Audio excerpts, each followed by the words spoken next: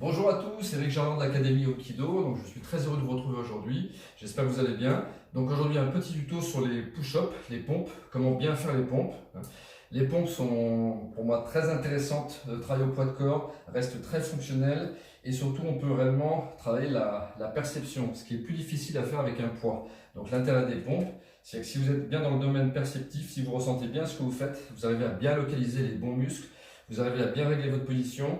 Donc l'intérêt, si vous êtes plus efficace, quelque part, alors je ne dis pas que les poids sont mauvais, parce que moi je fais les deux, je travaille aussi avec les poids, c'est excellent, mais quand vraiment travail de base, comme travail fondamental de base, à compléter même quand vous faites les poids, après vous faites vos séries de pompes, donc c'est essentiel parce qu'avec le travail en proprioception, en perception interne, vous arrivez à bien régler votre corps, bien le positionner, bien contracter, bien localiser les bons muscles, et donc c'est très, très important dans ce sens. Et vous travaillez donc toute la musculature du haut du corps, j'allais dire même en connexion, parce que si vous êtes dans le travail proprioceptif, vous arrivez à connecter de l'intérieur les muscles que vous souhaitez faire participer ou isoler si vous souhaitez travailler essentiellement les pectoraux. C'est possible aussi, même en relâchant un peu plus les bras. Donc on peut réellement varier. Donc voilà l'intérêt des push-ups.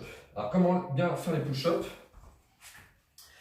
Voilà, donc là ce qu'on va faire, c'est qu'on va écarter les mains à peu près de la largeur des épaules. Voilà. On se met sur la plante de pied arrière, on va rester bien droit, on ne relâchera pas la tête, on ne lâchera pas tout le corps ne sera pas mou, vous serez bien droit de cette manière, vous allez gainer le corps pour ne pas l'avachir, voilà. Et les coudes vont fléchir toujours en deçà des épaules, donc ça c'est fondamental. Là, vous allez bien localiser dans les pectoraux, donc les contracter déjà dès le début, à la descente, en excentrique, et puis là en concentrique, pousser dans les pectoraux pour relever, les bras suivent ensuite. Voilà, mais le mouvement part des pectoraux. Là, on retire dans les pectoraux qui s'étirent. Et là, hop, on pousse dans les pectoraux. À chaque fois, on se connecte bien avec le muscle, avec la respiration. Hein, c'est fondamental. Et je ne vais pas trop vite. Hein, je descends lentement, quelques secondes, 2-3 secondes à chaque fois, pour bien faire le travail.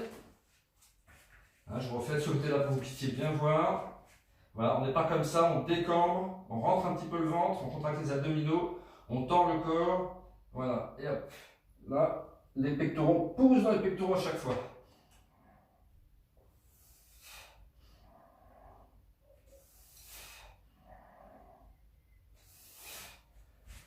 Voilà, si vous voulez bien prendre au niveau pectoral, ce qui va être intéressant, c'est d'y aller doucement jusqu'à congestion du muscle. Une fois que vous êtes bien connecté jusqu'à congestion, vous sentez que le muscle, vous ne pouvez pas en faire plus. C'est-à-dire quand vous avez fait votre série, je sais pas, 10, 12, 15, vous ne pouvez pas faire une ou deux de plus parce que la musculature est fatiguée, remplie d'acide lactique. Par contre, quand vous sentez que c'est le mental qui lâche, vérifiez bien. Essayez toujours d'en faire au moins une ou deux supplémentaires pour aller réellement au bout de l'exercice et que le muscle soit réellement congestionné. Ça, c'est fondamental. Voilà.